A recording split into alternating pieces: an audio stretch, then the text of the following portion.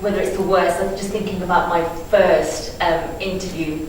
I never actually had a job while I was at university, so my first role actually came about after I graduated. So I had no idea how to conduct myself, during an interview. So I met with, obviously applied for a position. It was a marketing position at that time, and I think really it's just the fact that how clueless I was about the industry. I mean, it was embarrassing when I was asked certain questions during my interview process. I had no idea, how to answer, how to conduct myself. I didn't even know what a fax machine was at that time when I was 21 years old. I mean, obviously such things don't really exist anymore.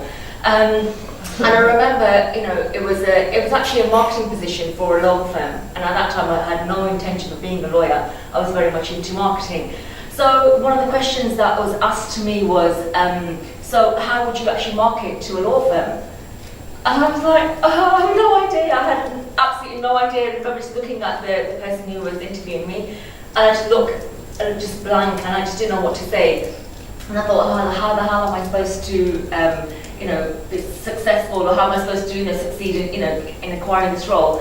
And I mean, the gentleman himself was actually very kind. He's like, well, you don't market to law firms. That's the thing. It's all about just, recommendations. And so I felt quite relieved about that. And surprisingly, I got the job.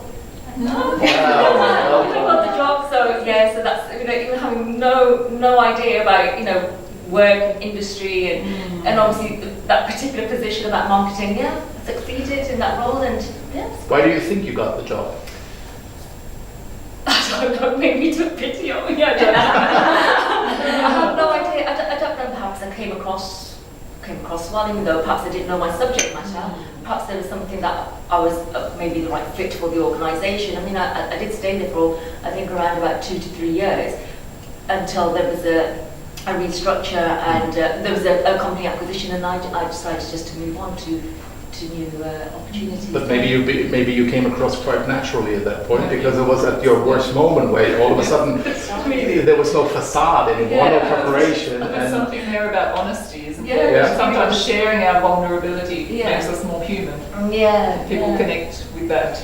Sure. They see the real you. Yeah. Yeah. I mean, somebody could have made up an answer and actually. Which you would do during an interview. I was like, I don't know. Yeah. Perhaps. Yeah. Right, before we move on to the name, Unusual. I'll give you a little bit time to think about it, because if I have to talk about that myself, I would probably not know what I'm So talking 60 seconds. Yeah, no, I thought you would start so we have some ideas. about. Yeah, no, definitely. Something unusual about one.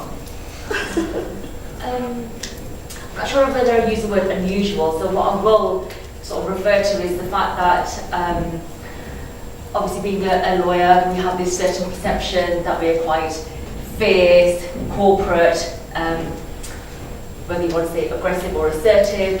And I think, in my professional life, I am I'm very strong. I have a lot of self-belief. I have this technical ability.